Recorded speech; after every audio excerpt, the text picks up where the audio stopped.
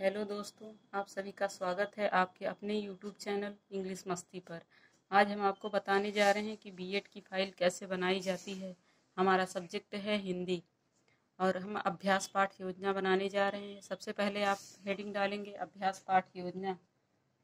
जो भी आपका नंबर होगा उसको आप डाल देंगे। उसके बाद महाविद्यालय का नाम डालेंगे और उसका एड्रेस डालेंगे। उसके बाद दिनांक, कक्षा, विषय, अवधि और कालांश डालेंगे। जैसे हमारे फाइल में बना हुआ है बॉक्स, वैसे ही आप बनाएंगे। उसके बाद प्रकरण हेडिंग डालेंगे। उस प्रकरण के अंतर्गत जो भी आपका लेसन का नाम हो उसको डालेंगे। जैसे हमारे लेसन का नाम पंचवटी है, उसको हम लिखेंगे। उसके बाद सामान्य उद्देश्य में छात्रों में हिंदी भाषा के प्रति रुचि जागृत करना, इसको हम लिखेंगे सबसे पहले। उसके बाद दूसरा पॉइंट होगा बच्चों को कल्पना शक्ति का अवसर प्रदान करना। तीसरा पॉइंट होगा बच्चों के द्वारा मातृभाषा का विकास करना और भाषा ज्ञान को अच्छे से समझना। उसके बाद आगे की हेडिंग होगी विशिष्ट उद्देश्य। विशिष्ट उद्देश्य में पहला पॉइंट होगा छात्रों को मैथिली शरण गुप्त की रचना का अध्ययन करवाना। दूसरा, छात्रों के शब्द भंडार में वृद्धि करवाना। तीसरा, छात्रों को कविता के माध्यम से सूर्य की किरणों, आकाश, धरती आदि का ज्ञान करवाना। उसके बाद सहायक सामग्री डालेंगे। उसमें होगा लपेट श्यामपट्ट, चार्ट, चाक, डस्टर इत्यादि, जो भी आपकी सहायक सामग्री होगी। उसके बाद शिक्षण विधि में प्रश्नोत्तर विधि, व्याख्यान विधि और प्रदर्शन विधि डालेंगे। उसके बाद आगे की हेडिंग होगी पूर्व ज्ञान। छात्रों को सूर्य के बारे में सूक्ष्म जानकारी है। उसके बाद हम डालेंगे आगे की हेडिंग प्रस्तावना प्रश्न। प्रस्तावना प्रश्न में 3 कॉलम बनाएंगे। पहला क्रम संख्या, दूसरा छात्राध्यापक कथन, तीसरा छात्र छात्रा कथन। पहला क्वेश्चन होगा आपके घर में कौन कौन रहते हैं? दादा दादी, मम्मी पापा, बहन इत्यादि। दूसरा क्वेश्चन होगा कुल कितने सदस्य हुए? 5। 5 लोगों को हिंदी में क्या कहते हैं? 5 या पंच। चौथा क्वेश्चन होगा पेड़ का पर्यायवाची बताइए, वट या वृक्ष।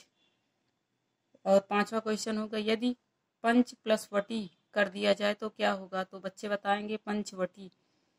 उसके बाद छठा क्वेश्चन होगा पंचवटी के बारे में आप क्या जानते हैं? तो ये हमारा समस्यात्मक क्वेश्चन है। उसके बाद आगे की हेडिंग है उद्देश्य कथन। बच्चों, आज हम मैथिली शरण गुप्त की रचना पंचवटी का अध्ययन करेंगे। उसके आगे की पॉइंट है प्रस्तुतिकरण। उसके नीचे भी हम 5 कॉलम बनाएंगे। जैसा कि आप हमारे वीडियो में देख रहे हैं, इसी तरह से बनाना है। सबसे पहले क्रम संख्या, शिक्षण बिंदु, छात्राध्यापक कथन, छात्र छात्रा कथन, श्यामपट्ट कार्य। उसमें शिक्षण बिंदु में सबसे पहला पॉइंट होगा आदर्श वाचन, दूसरा अनुकरण वाचन, तीसरा उच्चारण अभ्यास, चौथा व्याख्यान और 5वां है काठिन्य। आदर्श वाचन में छात्राध्यापक स्वयं पढ़ेंगे और छात्र छात्रा कथन में बच्चे ध्यानपूर्वक सुनेंगे। अनुकरण वाचन में छात्राध्यापक कथन में आप लिखेंगे छात्राध्यापक बच्चों से पढ़ने के लिए कहेंगे। छात्र छात्रा कथन में बच्चे अनुकरण वाचन करेंगे। उच्चारण अभ्यास में छात्राध्यापक बच्चों से शुद्ध उच्चारण करवाएंगे और छात्र छात्रा कथन में बच्चे उच्चारण अभ्यास करेंगे। उसके बाद व्याख्या में हम जैसे व्याख्या जिस पैसेज की जाती है उसको हमने राइट किया है, जैसे चारुचंद्र डाट डाट झुको से।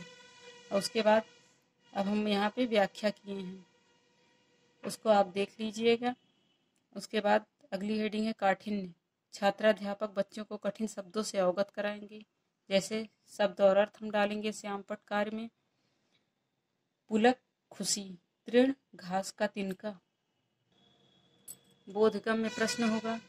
बोधगम्य प्रश्न में सबसे पहले बच्चे पुलक शब्द का अर्थ लिखकर लाएंगे। दूसरा क्वेश्चन तृण का अर्थ क्या होता है? तीसरा क्वेश्चन यह किसकी रचना है? निरीक्षण कार्य में छात्राध्यापिका द्वारा कक्षा में घूम घूम कर निरीक्षण कार्य किया गया। बच्चे श्यामपट्ट पर किया गया कार्य कर रहे हैं कि नहीं? पुनरावृत्ति प्रश्न में पंचवटी में किसके बारे में वर्णन किया गया है? पंचवटी के लेखक कौन है? पुलक शब्द का अर्थ बताइए। और उसके बाद गृह कार्य आ जाता है।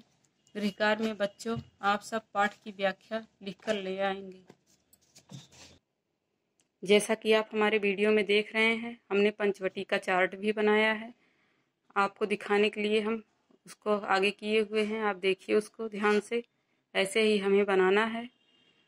अगर आपको हमारा वीडियो अच्छा लगा हो तो प्लीज़ लाइक करें, शेयर करें, सब्सक्राइब करें और कमेंट करना ना भूलें। धन्यवाद।